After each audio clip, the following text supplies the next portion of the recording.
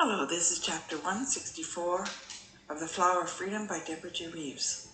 We're going to begin right away with chapter 164, Past Present. In the next moment, Marie saw the driver fall to the ground with a thud, and immediately there was a man looming over her. It was confusing for an instant. How did Bertie get into the carriage? When did Bertie get that coat? She wondered, and then the fog cleared. This was not Bertie. As she opened her mouth to scream, Hans grabbed the ends of her green scarf and snagged on her peace lily brooch as he shoved the ends into her mouth.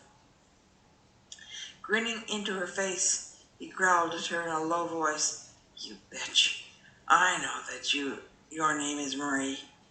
You are not my son's sister. You will not control his life," he snarled. "This is for everything you did to him when he was little." She heard a sickening snap, and she felt a gag of pain. "This," he said as he tore back her index finger, "is for that whore of a mother of yours."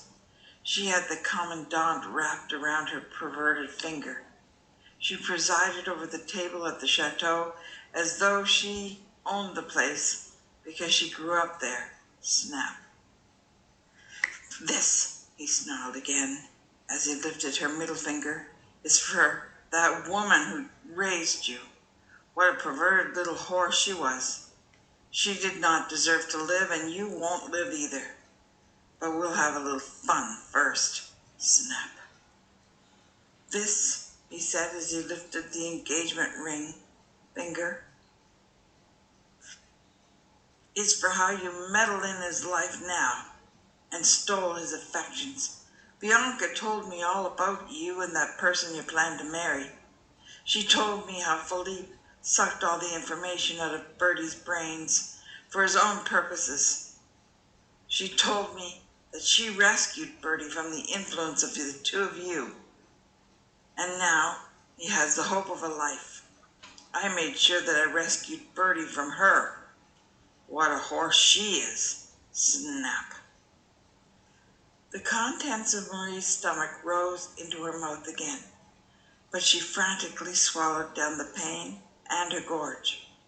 It was then that she saw Philippe's panicked face over Hans' shoulder.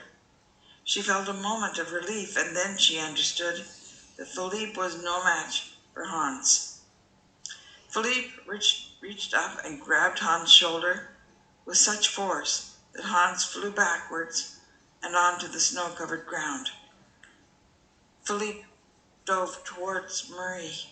"Oh, Marie, I should never have left you here," he exclaimed. And she saw the tears in his eyes, but at that moment Hans rebounded and he dragged Philippe out of the carriage. Philippe's feet hit the ground and he was still facing Marie. She saw the pain consume Philippe's face as Hans lowered his head and delivered 2 rabbit punches to Philippe's kidneys. She watched Philippe crumble to his knees, and then Hans was lifting him to his feet again. Then she watched the powerful Hans deliver 2 more blows to Philippe's ribs. She heard them break. The sound of the breaking ribs hit her ears, just as the sound of running feet and Bertie's primordial scream drew her attention. Bertie hit Hans with the full force of his body, driving them both forward onto the cobblestone driveway beneath the arch and almost under the horse's feet.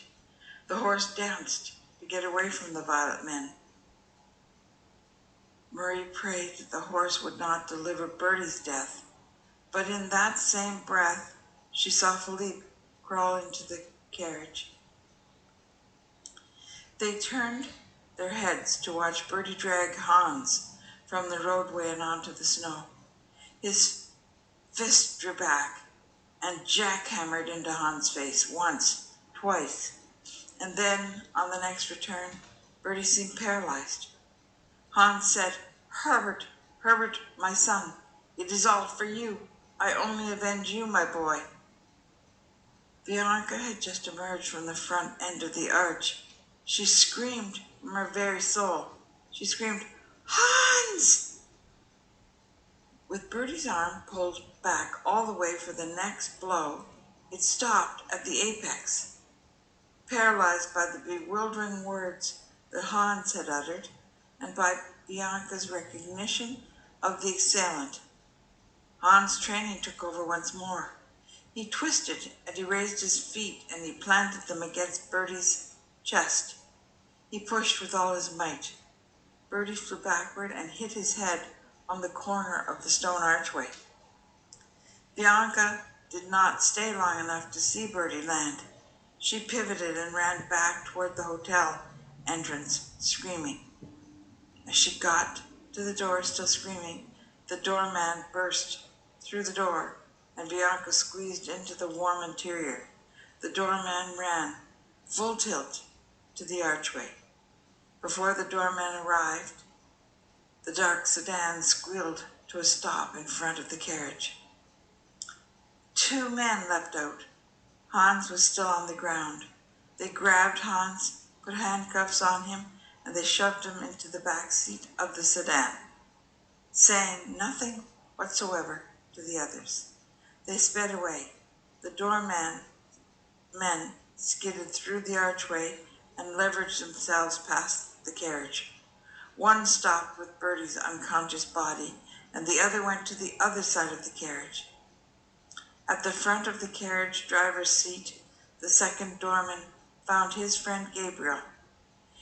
He let out a keening cry that brought the first doorman to his senses. "Gilles, Gilles, what is it?" he howled. "Gabriel is dead. I think he's dead," he responded. Unable to bring Bertie around, the first doorman ran back to the hotel to demand that the lady on the desk alert the police. "There might have been a murder," he said as he turned to go back. "Gilles said it's Gabriel." That's the end of chapter 164. We hope you'll come back for the next one that's called The Gates of Pearl.